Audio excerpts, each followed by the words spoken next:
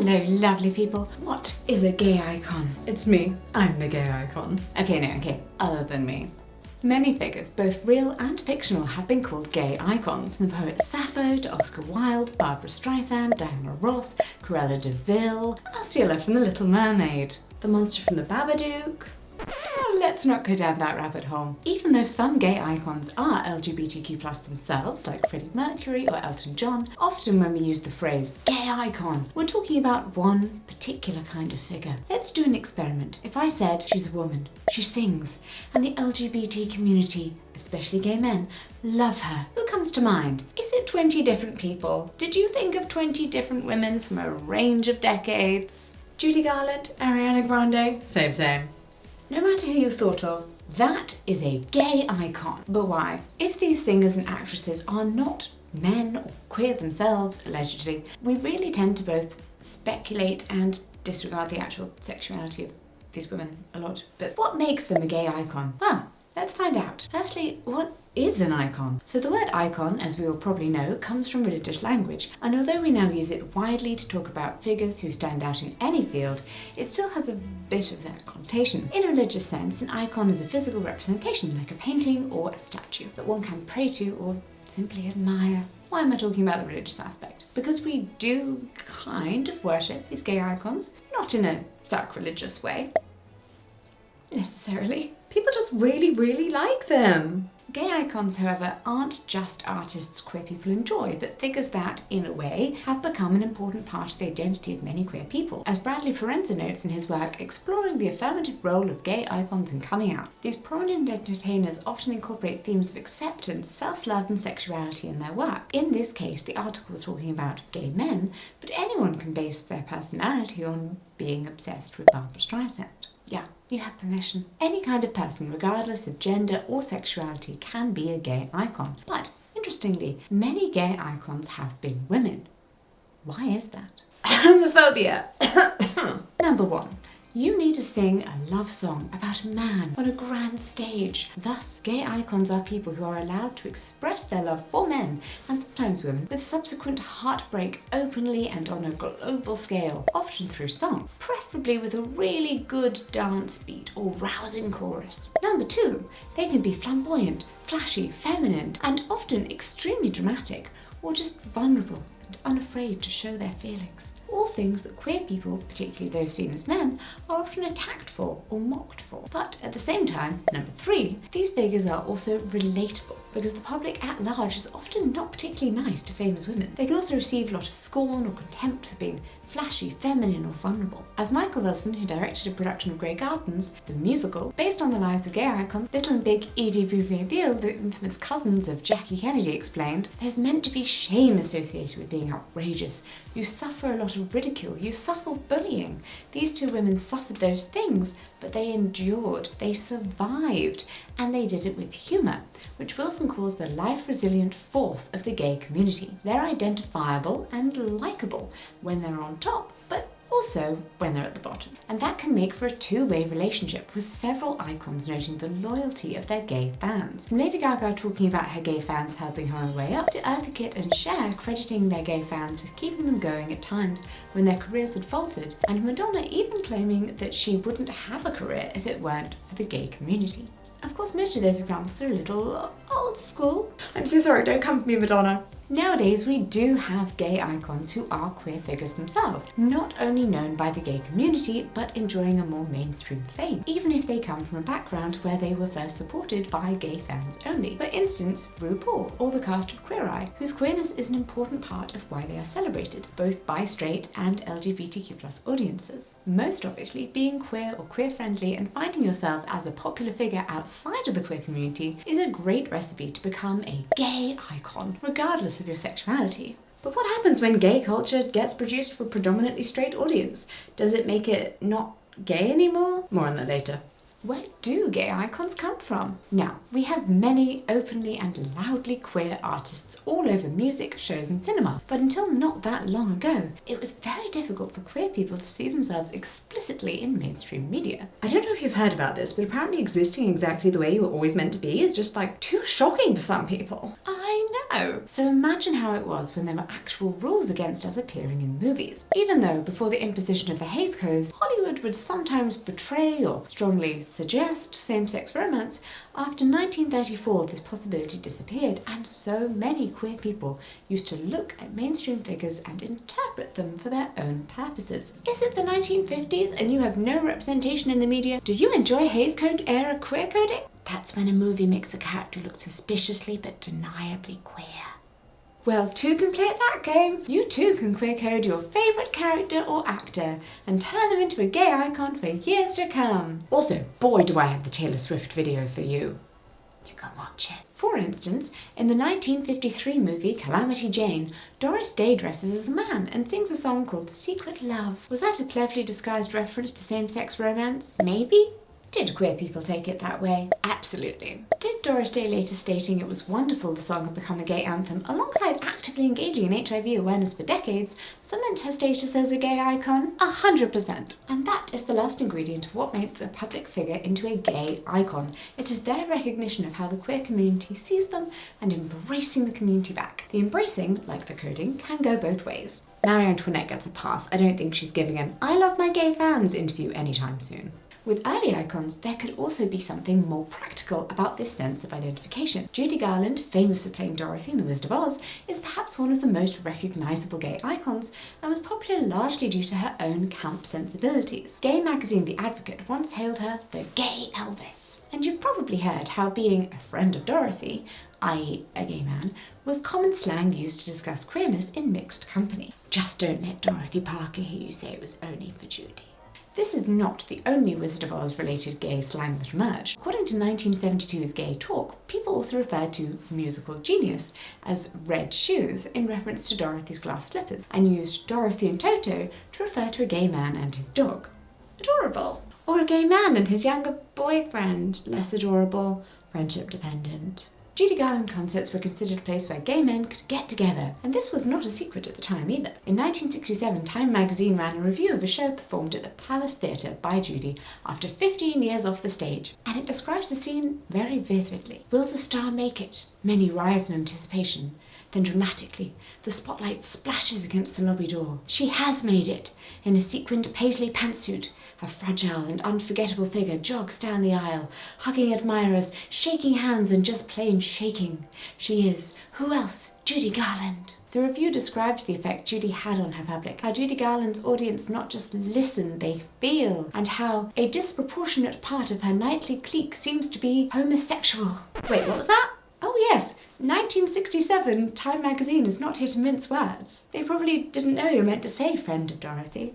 The boys in the tight trousers roll their eyes, tear at their hair and practically levitate from their seats, particularly when Judy sings, "If happy little bluebirds fly beyond the rainbow, why oh why can't I?" It's a very dramatic review of the show. Finally, we are told why all these gay men surely love her. Judy was beaten up by life, embattled and ultimately had to become more masculine. She has the power that homosexuals would like to have, and they attempt to attain it by idolising her. Ah, the classic woman shows strength, woman is not feminine now. I mean, I'm not sure if this description is being weirdly unkind to either Judy Garland or to gay people, or just rewind back to number 2.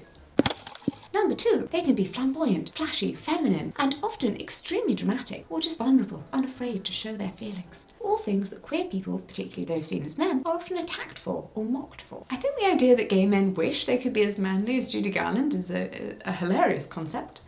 Someone put that on a t-shirt, please. After her death, Judy Garland became an even greater symbol of gay culture, and although the two events aren't actually related, conspiracy theory time! Her funeral happened in 1969, mere days before the Stonewall riots, the event that is considered one of the pivotal moments of modern queer activism, and some historians have linked the two, because maybe people were feeling extra emotional that week, and they weren't going to take yet another police brutality. Yeah, who knows, maybe Judy's spirit was out there fighting for LGBTQ+ rights. Judy Garland is a great example of a mainstream figure who not only was close to the gay community, but who created media that was incorporated into a part of gay identity and that helped queer people recognise each other. Much like with Doris Day, it really helped that Judy claimed not to care about the sexuality of her audience, because She just sang to people. However, gay icons are not just singers who are reinterpreted by the queer community. They are also often performers who bring gay culture to places where it hadn't been seen before, and who showcase queer slang, music, and art in more general contexts, like Madonna.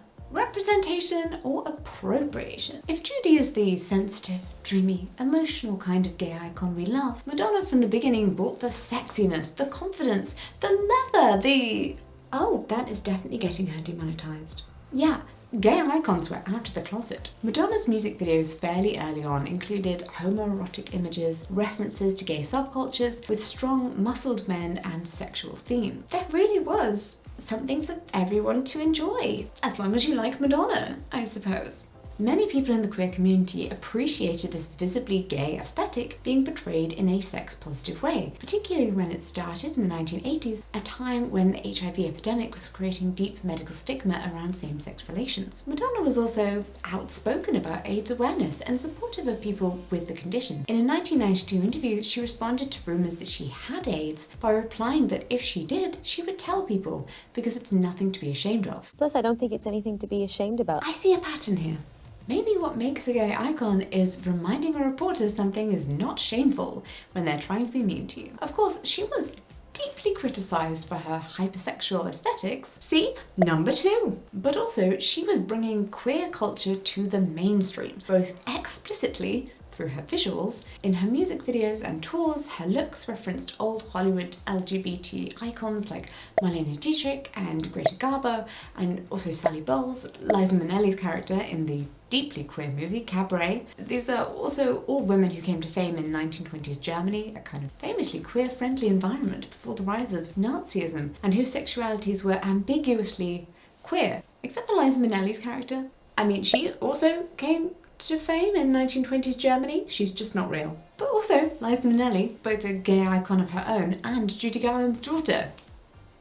Couldn't not mention that. But finally, there were other current aspects of gay culture that Madonna was bringing to the forefront. Ballroom and the lives of the gay dancers that worked with her. Though maybe that had good parts and bad parts. Representing people who have less power than you and who belong to a different community is complicated. In April 1990, during her third tour, Madonna filmed the documentary Truth or Dare. This was going to initially focus on the singer, but ended up mostly centering her backup dancers and their stories. This was a huge deal in terms of gay representation and humanized homosexuality for many who had never seen a gay man in mainstream media before. At the same time, was Madonna using queer culture? Truth or Dare was an important movie that allowed many underrepresented people to see themselves on the big screen for the first time, but also it took the work of gay men in ways that were exploitative. Several of the dancers brought a lawsuit against Madonna, claiming she had refused them the payment promised by their contract, even though they were the main event of the film. One of them, Gabriel Trupin, sued her,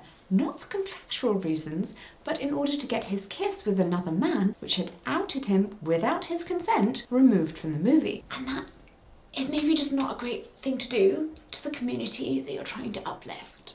Just saying. I don't want to attack Madonna, I swear. She's the gay icon and I value my life. It also seems like those of the dancers who are still alive do not bear ill will against her, and they feel the singer's contribution to queer visibility and HIV awareness was overall a net gain for the community, and her impact on those factors is a fact. Many gay icons are popular not just because their music resonates with LGBTQ+ people, but also because they have acknowledged the support of their queer fans and actively and visibly tried to give back to the community. This means that a lot of gay icons are precisely people who are in a position to give back and who have an amount of privilege. And there are many kinds of LGBTQ+ communities with different needs, so it's understandable that not every artist can do right by every LGBTQ+ individual all the time. That's also why members of that community need to be the ones uplifted to tell their own stories. And I mean, it's not like we're always getting it right when it comes to representing everyone either, but at least we've got a head start in talking about ourselves. Another gay culture item Madonna brought to mainstream audiences was voguing, through the song Vogue, released in 1990. This was her best-selling single at the time and has been referenced and sampled by many artists, shows and movies since then. Voguing as a dance started in the late 1970s, early 1980s in New York by Black and Latinx queer people. The style of dancing was initially quite stiff and based on posing. Early voguing was called pop, dip and spin, where you would have to strike a pose, be able to pop your joints and spin at the same time. Joint popping. All the cool kids are doing it. Seriously, just get Ehlers-Danlos syndrome. Lots of downs, at least one up. This dance form, an underground and marginal form of art created by queer people, was suddenly in one of the most well-known pieces of music in the world. But you know, brought some problems with it. As Elisa Goodman writes in her article, The Historic Mainstream Appropriation of Ballroom Culture for Them, Madonna was and has since been accused of cultural appropriation for the track. For a start, all of the celebrities the singer mentions in her song are white, which erases voguing's kind of original context as a creation of queer people of colour. And because Madonna, an ever-changing pop singer, made the song, voguing was largely dismissed as a fad. While some in ball culture paid this no mind, they had always vogued and were going to continue doing so no matter the mainstream's opinion, the singer was minting money off a culture she had only just been introduced to, while many in that culture still struggled. Voguing emerged in the context of balls, a scene fostered in New York by Crystal Abaya, the legendary mother of the House of Abaya, and also the general house system, who wanted to create a space for queer people of colour to escape the discrimination she had faced in drag pageants during the 1960s, where white drag queens were favoured and non-white queens were sometimes even expected to whiten their faces. Oh yeah, there were drag pageants during the 1960s. Did you think drag queens were new? And of course there was racism in the 1960s. No one thinks that's new. The idea was to create a space where queer, black and Latinx people could compete, as well as the houses that would support queer youth who needed a family outside of their homes. Soon other houses appeared, such as House Extravaganza and House Ninja, and so Crystal and Lottie LaBea presented the first annual House of LaBea Ball at Up the Downstairs Case on West 115th Street and 5th Avenue in Harlem, New York, in the 1970s. The video for Vogue actually includes 2 dancers from House Extravaganza. I really hope you're all enjoying hearing me say the words House Ninja, House Extravaganza. Legendary mother. Let's all enjoy that. Make a gift, it'll last longer. Later on, from 2009, expanding to several international spin-offs, RuPaul's Drag Race would bring the ball format to the whole world. Much like the New York balls from the 90s, every episode of Drag Race includes different categories the contestants have to follow. The show has also popularised and normalised a lot of the vocabulary used in balls and the community that surrounds them, like work, gag, shade, realness and other similar terms. And RuPaul himself has emerged as a modern gay and queer icon. I mean, I guess he already was. The original cover girl! But, you know, he's emerged more. We do need to remember though, much like voguing breaking beyond the ballroom scene in New York, these terms have become common on the internet and are used by people with no connection to these communities, even though people who first used them have been shamed and marginalised for the way they speak and live. There is a tendency to forget where all of these words came from and try to sanitise them for everyday use. Many of the words we associate with the LGBTQ+ community, and actually just online speech today, yes queen, period. No tea, no shade.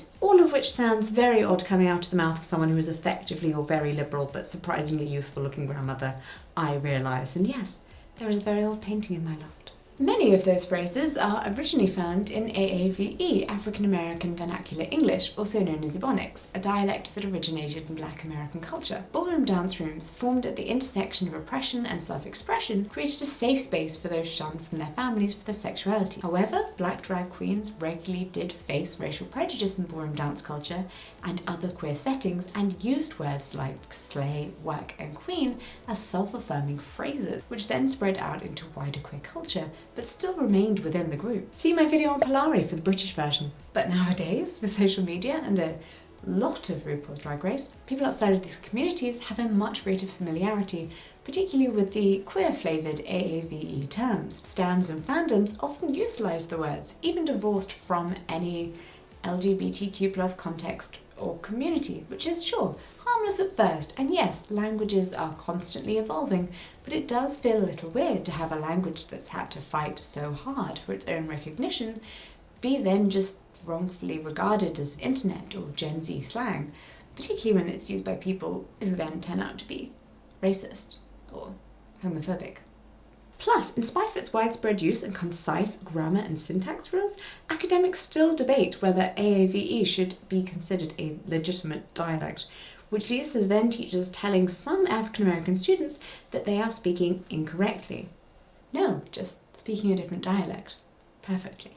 But I'm not the person to tell you about this, so I'll leave some links to these YouTube videos in the description, with some people who can tell you more than I can. So, who gets to be a gay icon? Is every popular female singer who expresses support for the LGBTQ+ community a potential gay icon? As LGBT rights have become a more mainstream issue in the last 10 years, we have seen a number of pop stars trying to put themselves in this position. Madonna is not the only one who's received scrutiny for portraying LGBTQ+ issues in her music videos. And much like with Madonna, you can see both good things and bad things in the way current artists try to position themselves as gay icons. Some singers are indisputable gay and queer icons, like Lady Gaga, who has been vocal about her support for the LGBTQ+ community and the support she has received her whole career. In an interview with Out magazine in 2009, she said, "When I started in the mainstream, it was the gays that lifted me up. I committed myself to them and they committed themselves to me. And because of the gay community, I'm where I am today. Gay culture shall gush undiluted into the rapids of society. It shall not be co-opted, fancified, dolled up, or Uncle Tommed. I very much want to inject gay culture into the mainstream," she says. "It's not an underground tool for me, it's my whole life." That same year, she thanked in her acceptance speech for a music award, God and the gays. To God and the gays. Oh, you're welcome. It was clear as well that her allegiance to the queer community was genuine, particularly during her early years, when she was often attacked for her rather unconventional style and her looks, which people considered not feminine enough. She even once shut down the rumour that she was a trans woman without resorting to any transphobia, much like Madonna had done when she was asked if she had AIDS. It's number 2 again.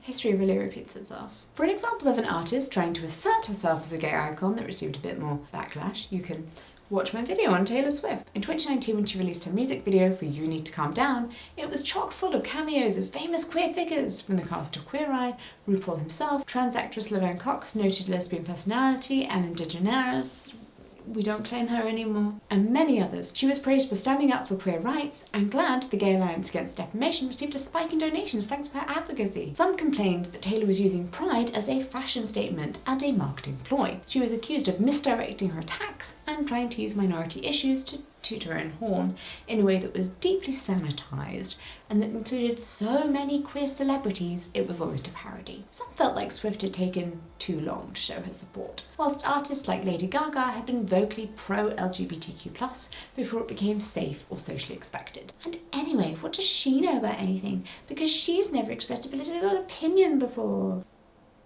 Bit harsh. I mean, at least give her a tiny flag to wave if she wants. It's not going to change our world, but I doubt it's going to harm it. Give her another decade or two and she might work it out, be one of those gay icons too. Honestly, it is just nice that artists are actively trying to become gay icons. At the beginning of this video, we didn't even get to be in movies, and now Taylor Swift wants to be our friend. If that isn't progress, I just don't know what to tell you. It seems to me that does Taylor Swift portray us right is not the worst problem we could have, or that we do actually have. So that makes it kind of fun to talk about. Ariana Grande received similar criticisms that same year when she was accused of exploiting the LGBTQ+ community when her presence at Manchester Pride doubled the price of tickets. But she has also been very open about her thoughts on her queer fans. "My music being embraced and celebrated by the LGBTQ+ community is all I ever truly cared about when I thought about my career goals early on.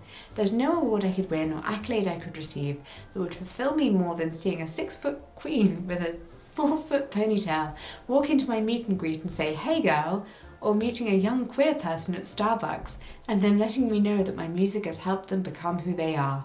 Literally nothing." I mean, that is a pretty nice quote, even though her dream is that she meets a drag queen just like herself. So that's, I mean, it's pretty self-involved, but I guess it's still sweet. Of course, it's important to remember that the LGBTQ+ community is not a monolith. Not everyone has the same opinions about these figures or enjoys the same kind of musical representation. Whether there's not much discussion around if Judy Garland or even Madonna are gay icons, people may have different thoughts about the artists that are defining the present era of music. The world is a beautiful tapestry. Some people are really angry that their roommates won't let them play Taylor Swift in the kitchen constantly, so they can stay in their Spotify top 0.5% of world listeners, not based on true events of someone I know at all. You know who you are. And some people don't even like pop music. I know. Shocking. Well, I hope now we all have a clearer idea of what makes a gay icon. being negged by the press about their sexuality, gender, and health status. Relatable. Gay icons are figures who actively choose to engage with the gay community or embrace their love of their music as an important part of their career and their identity, but also artists who can take feelings and ways of being that resonate with the LGBTQ+ individuals into the mainstream, even if not always in a perfect manner. People who have been shamed for being effeminate or not manly enough celebrate artists who have a flair for the dramatic and the camp. Women who are not afraid of being feminine, masculine, gender-bending or loud. Who knew that what you needed to have to be a gay icon was pride? Also, queer people just love a lady who sings. That's just a fact.